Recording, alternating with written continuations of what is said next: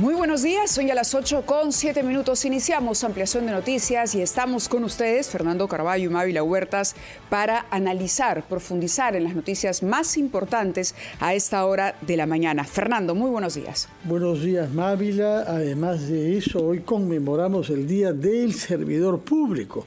Son 1.400.000 peruanos que están en esta condición laboral y que algunos de los cuales hacen lo mejor que pueden, otros tienen algunas deficiencias y generan un malestar en torno a ellos, pero queremos desearles a todos que pasen un día en el reconocimiento de la necesidad de su función.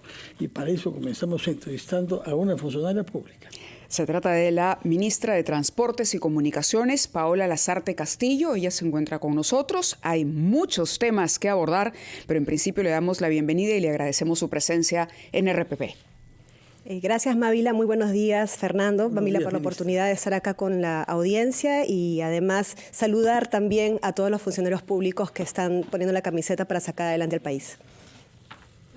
El primer tema que queríamos abordar tiene que ver con la Autoridad para el Transporte Urbano. Todavía no cesan, digamos, la polémica en torno al cambio de la señora Jara al nombramiento de un nuevo presidente ejecutivo, debido a que ella incluso ha presentado ya un recurso legal para ser repuesta. Ella señala además que usted la conoce, que han trabajado juntas y que le ha llamado sobremanera la atención que desde el ministerio usted haya hecho críticas que en su momento no hizo cuando fue parte del equipo de la señora Jara en la ATU. ¿Cómo analiza usted lo que ha ocurrido con esta autoridad que tiene tanto tiempo y que ha generado tanta expectativa entre los ciudadanos para la solución a un problema endémico en la ciudad de Lima y Callao? Gracias. Bueno, una expectativa que no podemos defraudar. Sobre el punto de la denuncia, como cualquier ciudadano o ciudadana, se puede hacer cualquier uso o recurso de la justicia. Nosotros esperaremos, confiamos en la justicia, esperaremos el resultado del juez. Sin embargo, precisar, y acá yo quiero ser bien enfática en mucha de la información que se ha venido dando en distintos medios.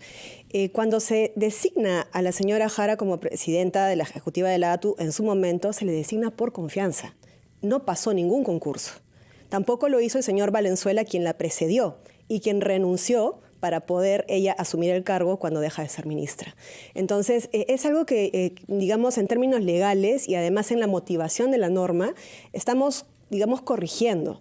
Porque lo que se quiere precisamente es tener meritocracia. Entonces, ese argumento de que no hay concurso, que se está debilitando, es falso, porque ha sido un cargo siempre puesto por confianza, designado por el presidente Vizcarra en su momento.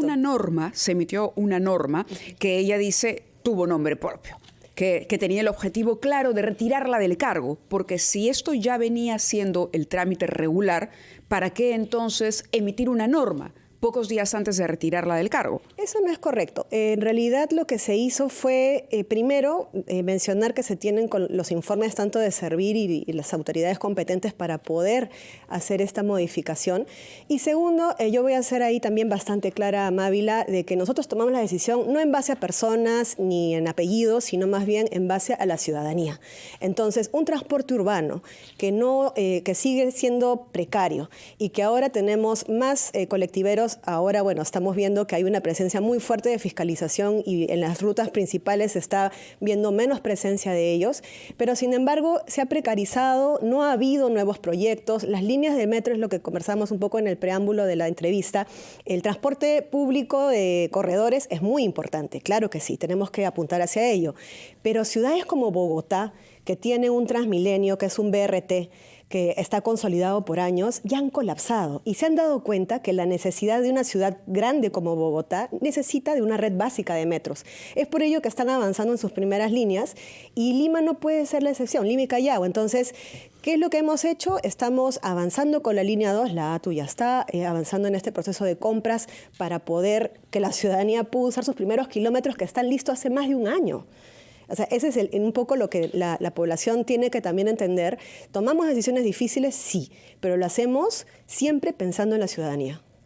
Señora ministra, nos ha dicho usted que la señora Jara fue cesada por pérdida de confianza. Esa causal, en efecto, no existía. y hubo que crear un decreto supremo ad hoc, específico, con nombre propio, para incluir la pérdida de confianza entre los causales para despido. Los juristas dirán, como usted lo ha hecho saber, si esto es legal o no. La señora Jara ha presentado un recurso de amparo, pero nos interesa conocer los argumentos técnicos por los cuales se perdió confianza en ella, y eso nos lleva a pedir un balance de lo actuado en la ATU, que es una institución que se creó efectivamente hace unos años y cuya segunda presidenta fue la señora Jara. En ese momento no había una ley que obligara a la elección, como es el caso ahora, y sin la razón de pérdida de confianza. Pero queremos saber cuál es el balance que han hecho ustedes para que eso amerite que ella sea despedida, tanto más que, en efecto, como lo ha dicho Mávila, usted ha sido miembro de la ATU durante más de un año, ¿no? De manera que es copartícipe de ese balance, pero tiene que hacer alguno, y por eso la escuchamos sobre en qué estuvo bien y en qué estuvo mal la ATU durante el tiempo en que ejerció la presidencia María Jara. Muchas gracias. Bueno, un balance rápido, y creo que todos los ciudadanos de a pie que nos movilizamos en transporte público lo podemos ver. No tenemos paraderos nuevos. En eso ni siquiera hubo un avance. No tenemos nuevas rutas de corredores complementarios. El metropolitano se le encargó, y ahí hay que ser bien también transparentes en el tema. El metropolitano le correspondía la ampliación de los 12 kilómetros por funciones a la ATU y se lo delegó a la Municipalidad de Lima, sin esa delegación significar de que ATU no estuviese haciendo, digamos, tuviera una corresponsabilidad. Esto es de Lima Norte. Así es.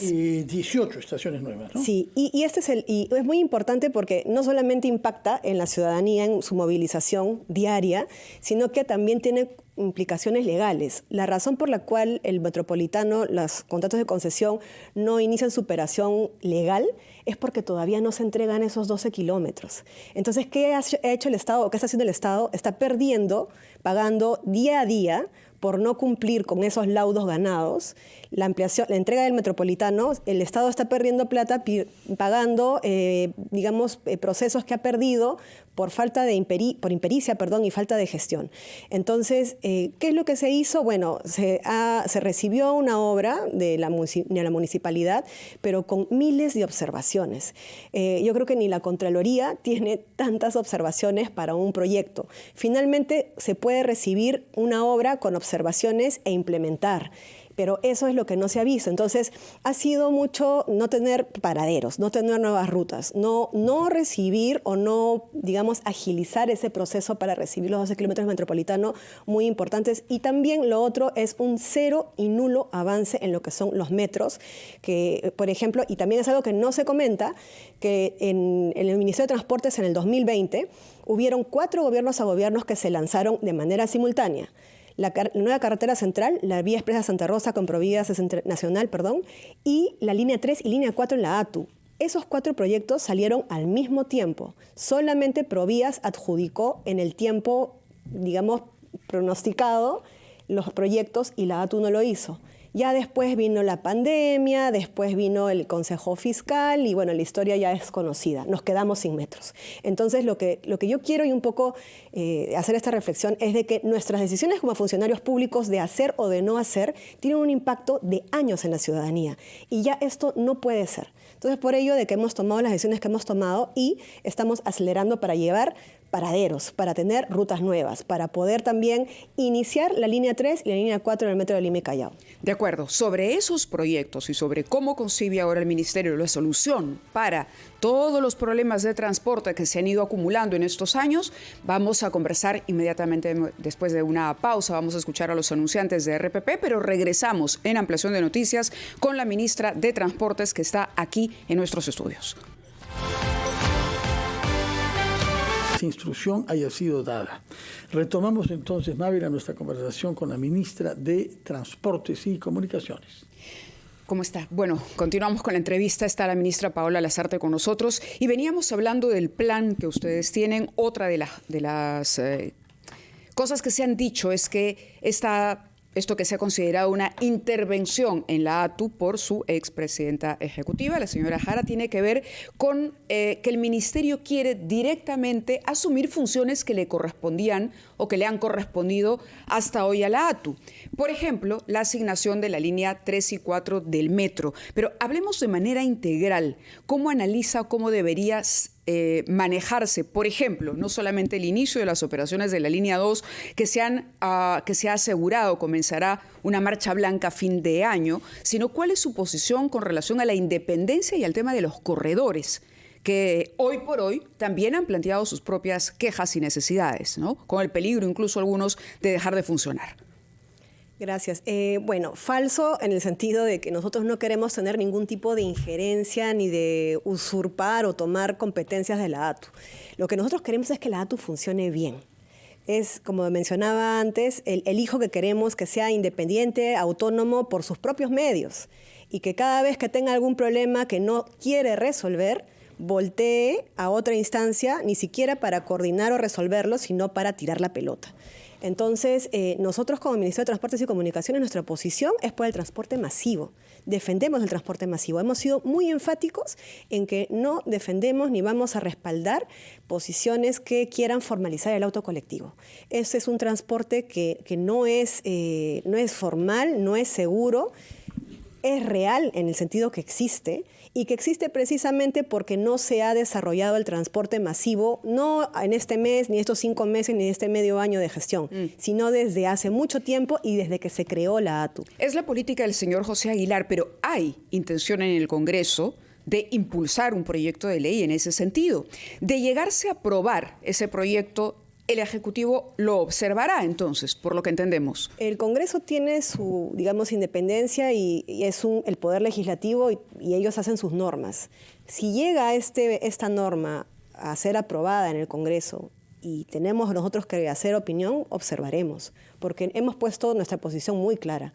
No vamos a aceptar autos colectivos de esta manera. Nosotros lo que necesitamos es tener rutas de corredores, tenemos que tener metros funcionando y otros modos de transporte, por ejemplo, teleféricos, tener también un mejor ordenamiento de las ciclovías, que no sean, pues, digamos, un trazo que se pone de manera insegura, sino que también pueda ser seguro para los ciclistas y para los peatones. Que corresponda a un diseño real o a un diseño urbanístico. Integral. El Congreso igual siempre puede aprobar por insistencia la norma. En ese caso, ¿el Ejecutivo estaría dispuesto a llegar hasta el Tribunal Constitucional?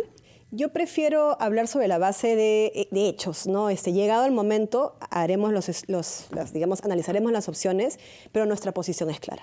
Nosotros no abogamos por ese tipo de normas y rechazamos cualquier tipo de querer hacer ver de que nuestras decisiones están liadas a cualquier posición que tenga que ver con la formalización de colectiveros, en absoluto.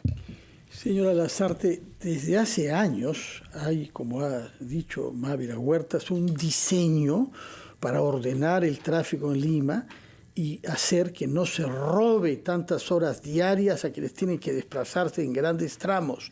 El objetivo es ese, que los seres humanos dispongan de su tiempo para trabajar, para recrearse, para estar con su familia y no, como pasa tanto, tengan que estar 4 o 5 horas apachurrados, metidos en vehículos en mal estado, corriendo el riesgo. Para eso se diseñó un sistema de corredores con colores y debían haber otros y luego líneas alimentarias a esos corredores. No ha avanzado el proyecto. Yo recuerdo que por lo menos desde ya los remotos tiempos del alcalde Castañeda se dijo que en un horizonte medio no debían haber micros, combis ni colectivos en las calles de Lima, como no las hay en el resto de las capitales de América Latina. Lo que hay es buses conducidos por choferes asalariados y entrenados para que respeten las normas y para que se ahorre contaminación, se reduzcan niveles de... ¿Por qué es que se ha tomado tanto retraso y qué compromisos toma usted como ministra del sector para acelerar este diseño que dijo Mávila de un transporte público ordenado y seguro para quienes habitan en las ciudades del Perú, por lo pronto bajo ATU, Lima y Callao? Yo creo que la razón por la cual no se ha llegado todavía a una solución es porque quienes han estado al cargo de esto no se han comprado el pleito político, ¿no? Esto además de técnico es político. Entonces, ¿quiénes son esos que nos han comprado el pleito político? Los funcionarios que han estado hace mucho tiempo viendo el transporte urbano, por eso digo, no se trata de esta gestión, ni del año pasado, son aquellas personas que han estado trabajando en este tema de transporte urbano, no, digamos, no todas, ¿no? Pero las que han tenido algún cargo que pueda decidir, lamentablemente no se ha tomado la decisión de poder ir hacia un transporte masivo, ¿no? Las combis, por ejemplo, estas unidades pequeñas son inseguras, no cumplen su ruta y es más, son más costosas, o sea, hasta tener ese sistema de transporte, digamos, quebrado entre rutas pequeñas, grandes, colectivas, es muy costoso para el ciudadano o ciudadana a pie. Entonces, en la medida, yo sé de que, y también, por ejemplo, un efecto colateral de no hacer las cosas a tiempo, tener negocios cerrados por meses, años, porque no avanza la obra de línea 2 del metro como debiera ser, cuando la misma Contraloría reconoce que el responsable de la gestión de las adquisiciones de predios de interferencia es la ATU. Entonces, por eso yo mencionaba, y ese es el mensaje que quiero dejar bastante claro, de que no es que queramos reemplazar o socavar digamos, el poder o la autonomía de la ATU. Lo que queremos es que ya empiece a andar. De acuerdo. La pandemia no es una excusa. En Londres se ha hecho un metro, perdóname, Mávila, se ha terminado de hacer la última estación Queen Elizabeth en pandemia. Entonces, no es una excusa para decir que no se pudo, no se hizo. Eso no... Bueno, son realidades distintas y la administración de la pandemia también fue diferente. Pero queremos tocar otros temas importantes también. Debemos ir a una pausa para que nos cuente qué va a pasar con la carretera central. En los últimos días hemos recibido algunas opiniones del Colegio de Ingenieros, del alcalde de Cieneguilla, preocupados por el tramo que va a recorrer, por lo que aparentemente es hoy la ruta de esta prolongación o de esta nueva carretera central. Sobre eso conversamos con la ministra Lasarte inmediatamente después de esta pausa.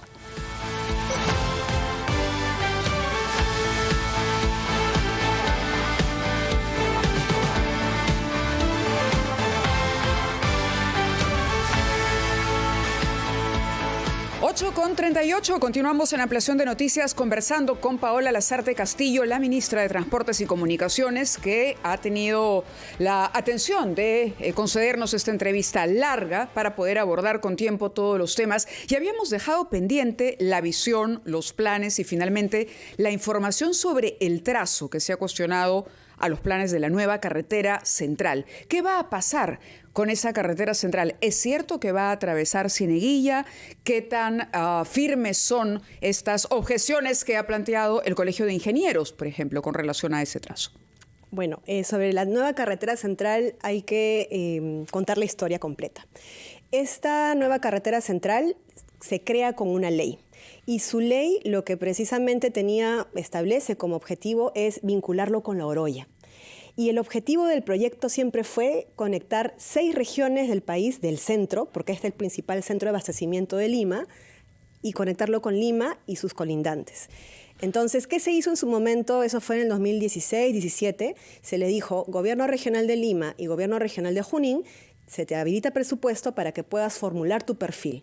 Ambos tenían trazos distintos. El perfil que esté mejor hecho y que evaluemos es el que gana. Bueno, solamente el Gobierno Regional de Junín cumplió con la tarea, porque el Gobierno Regional de Lima no terminó nunca el perfil. Es por eso que no existe, por eso cuando hablamos de la idea del trazo de la Chutana, del Colegio de Ingenieros de Lima, hablamos de una idea porque no existe ningún proyecto de inversión pública registrado con ese trazo. Y no existe, por consiguiente, un costo económico, no hay estudios de geotecnia realizados, topografías, tenemos documentos con los cuales se evidencia que se quedó en la parte socioeconómica y no se culminó. Entonces, ¿qué hizo Junín? Avanzó y contempló un trazo, y que sí cumplía con la finalidad del proyecto y con la ley. Ahora, el corredor verde, que es el que se está trabajando a través de este gobierno a gobierno con que es el que pasa por Cieneguilla, correcto. Es el que conecta, digamos, el centro y que sí llega a conectar con el mercado de Santa Anita, que precisamente por eso esa es la ruta importante. Pero Santa Anita, Cieneguilla, La Oroya. Sí, es esa. Es correcto, y precisamente quiere conectar con Santa Anita, con EMSA, con el gran mercado mayorista, porque es el principal centro de abastos de Lima.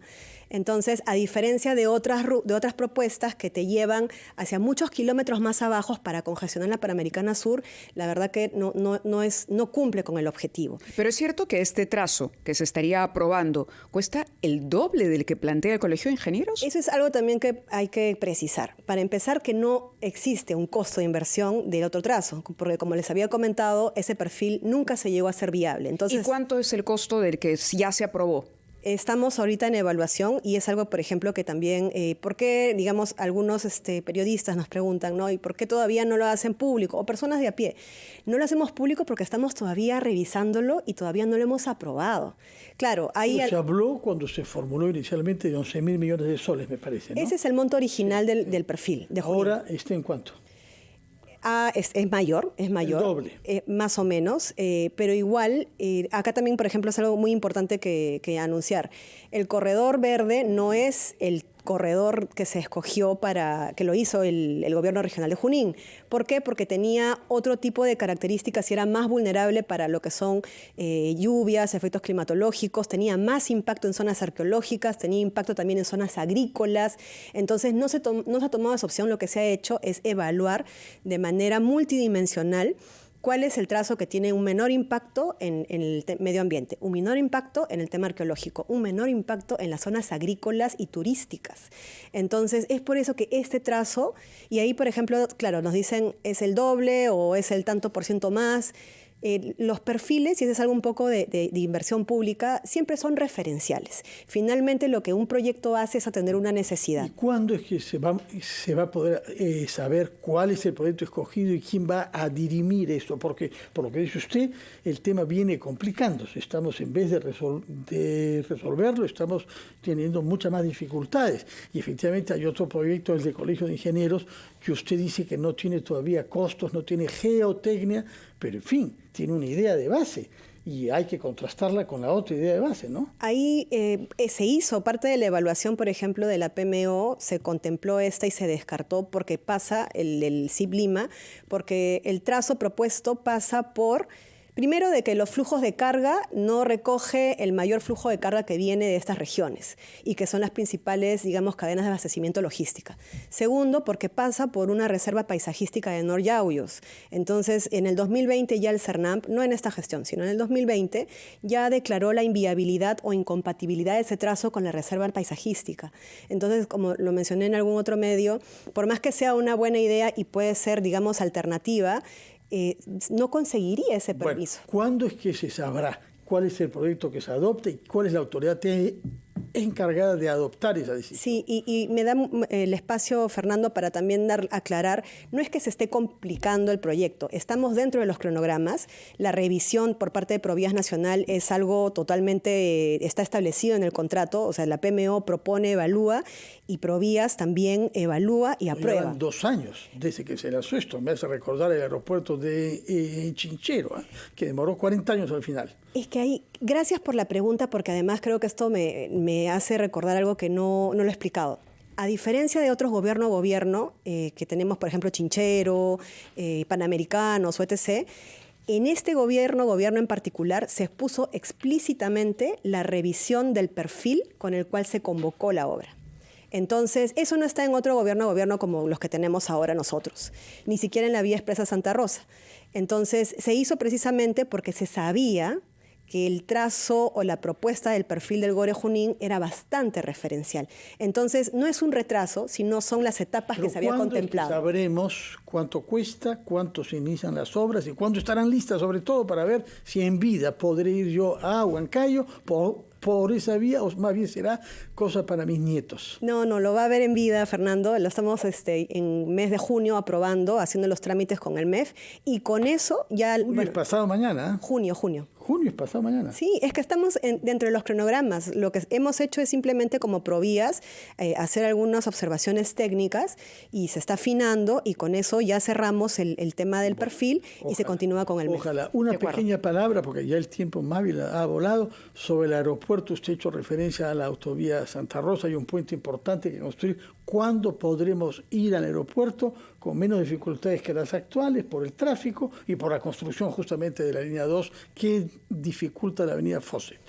El Puente Santa Rosa hemos lanzado su convocatoria como obra por impuesto el día viernes. Es un proyecto que no estaba avanzando, había tenido observaciones en el OCE como obra pública, así que decidimos tomar el toro por las astas y lanzarlo por un mecanismo que es más transparente y más célere. Entonces, los cronogramas ya lo vamos a estar haciendo públicos dentro de poco. Yo quiero hacer también un anuncio y, digamos, hacer la claridad del caso, de que en el caso del aeropuerto, con el puente y con la conexión del transporte público de la línea 2 al aeropuerto, tenemos que verlo de manera integral. Entonces, hay algunas discusiones de por medio que estamos haciendo con el equipo y también con la ATU para poder ver la conexión y compatibilizar cronogramas, ¿no? Y ahí ya tendremos que tomar algunas decisiones. Bueno, y regresará entonces usted cuando tenga noticias que darnos sobre eso, señora ministra. Por supuesto. Espero que vuelva pronto, cuando tenga esas noticias pronto, porque dice que en junio se van a tomar decisiones importantes. Muy bien, muchísimas gracias, ministra, por habernos acompañado. Son las 8:46, hay más información, pero vamos a dar pase a los anunciantes de la hora y regresamos.